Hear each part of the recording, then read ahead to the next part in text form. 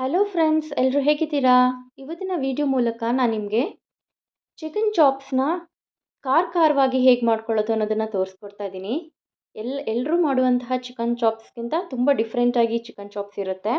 ತಿನ್ನೋದಕ್ಕೂ ತುಂಬ ರುಚಿಯಾಗಿರುತ್ತೆ. ಯಾವಾಗಲೂ ಒಂದೇ ಥರ ಚಿಕನ್ ಚಾಪ್ಸ್ನ ತಿಂದಿರ್ತೀರ, ಬಟ್ ಈ ರೀತಿ ಒಂದು ಸಲ ಮಾಡ್ಕೊಂಡು ನೋಡಿ, ತುಂಬ ಚೆನ್ನಾಗಿರುತ್ತೆ.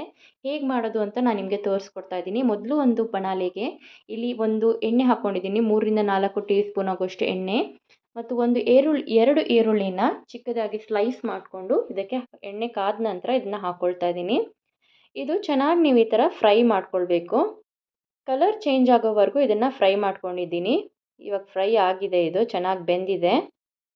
ಈಗ ನಾನಿಲ್ಲಿ ಚಿಕನ್ನು ಒಂದು ಅರ್ಧ kg ಆಗೋಷ್ಟು ಚಿಕನನ್ನು ತೊಗೊಂಡಿದ್ದೀನಿ. ಇದನ್ನು ನೀವು ಚೆನ್ನಾಗಿ ಈ ಥರ ಕಲಿಸ್ಕೊಬೇಕು ಮತ್ತು ಎಣ್ಣೆಯಲ್ಲಿ ಸ್ವಲ್ಪ ಫ್ರೈ ಮಾಡ್ಕೊಳ್ಬೇಕು. ಒಂದು 2 ನಿಮಿಷ ಆದ ನಂತರ ಇದಕ್ಕೆ ನಾನು ಒಂದು ಅರ್ಧ ಟೀ ಸ್ಪೂನ್ ಆಗುವಷ್ಟು ಅರಿಶಿನ ಮತ್ತು 1 ಟೀ ಸ್ಪೂನ್ ಆಗುವಷ್ಟು ಉಪ್ಪನ್ನು ಸೇರಿಸ್ಕೊಳ್ತಾ ಇದ್ದೀನಿ.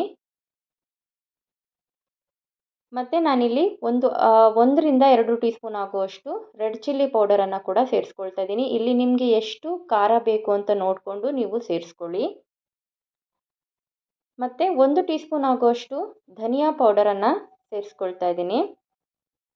ಇದೆಲ್ಲ ನೀಟಾಗಿ ನಾವು ಮತ್ತೆ 2 ನಿಮಿಷ ಮಿಕ್ಸ್ ಮಾಡ್ಕೊಳ್ಬೇಕಾಗತ್ತೆ. ಮಸಾಲೆ ಚೆನ್ನಾಗಿ ಕುಟ್ಕೋಬೇಕಲ್ಲ, ಅದಕ್ಕಾಗಿ ನಾವು ಇದನ್ನು ಚೆನ್ನಾಗಿ ಮಿಕ್ಸ್ ಮಾಡ್ಕೊಳ್ಬೇಕು. ನಂತರ ಇಲ್ಲಿ ಮಸಾಲೆ ಮಾಡ್ಕೊಳ್ಳೋಣ.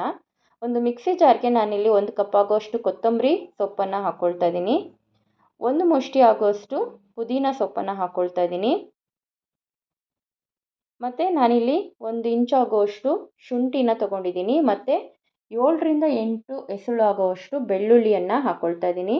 ಮತ್ತು 10 ಗೋಡಂಬಿಯನ್ನು ಹಾಕ್ಕೊಳ್ಳಿ. ಗೋಡಂಬಿ ಹಾಕೋದ್ರಿಂದ ಗ್ರೇವಿ ನಿಮಗೆ ಸ್ವಲ್ಪ ತಿಕ್ಕಾಗಿ ಬರುತ್ತೆ.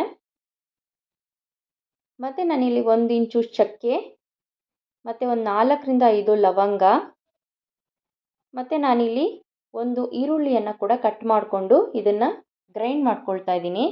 ನೋಡಿ, ಒಂದು ಅರ್ಧ ಸ್ವಲ್ಪ ಗ್ರೈಂಡ್ ಆದ ನಂತರ ಈ ಥರ ನೀವು ಕಾಳುಮೆಣಸನ್ನು 1 ಟೀ ಸ್ಪೂನ್ ಕಾಳುಮೆಣಸು ಮತ್ತು 1-2 ಹಸಿಮೆಣಸು ಹಾಕೋದ್ರಿಂದ ನೀವು ಇದನ್ನು ಸ್ವಲ್ಪ ಒಂದು ಸಲ ಗರ್ರಂತ ಅನ್ನಿಸ್ಬೇಕಷ್ಟೆ.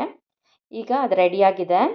ಅಂದರೆ ತುಂಬ ಟೇಸ್ಟ್ ಚೆನ್ನಾಗಿ ಬರುತ್ತೆ. ಅದು ಅರ್ಧ ಸ್ವಲ್ಪ ಗ್ರೈಂಡ್ ಆಗಿರೋದ್ರಿಂದ ನೀವಿಗೆ ಚಾಪ್ಸ್ಗೆ ತುಂಬ ಟೇಸ್ಟ್ ಕೊಡುತ್ತೆ. ಈ ಥರ ಮಾಡ್ಕೊಂಡು ನೋಡಿ ಒಂದು ಸಲ.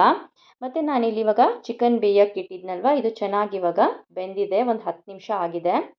ಈಗ ನಾನು ಇದಕ್ಕೆ ಏನು ಪೇಸ್ಟ್ ಮಾಡ್ಕೊಂಡಿದ್ದೀನಿ ಅದನ್ನು ಸೇರಿಸ್ಕೊಳ್ತಾ ಇದ್ದೀನಿ. ತುಂಬ ರುಚಿಯಾಗಿ ಬರುವಂತಹ ಚಾಪ್ಸ್ ಇದು. ಖಾರವಾಗಿ ಜ್ವರ ಇದ್ದರೆ, ಗಂಟಲು ನೋವಿದ್ದರೆ ಈ ಥರ ನೀವು ಒಂದು ಚಿಕನ್ ಇದ್ದರೆ ಚಾಪ್ಸ್ ಮಾಡಿ ತಿನ್ನೋದ್ರಿಂದ ಪೂರ್ತಿಯಾಗಿ ಪಟ್ಟಂತ ಕಡಿಮೆ ಆಗೋಗುತ್ತೆ.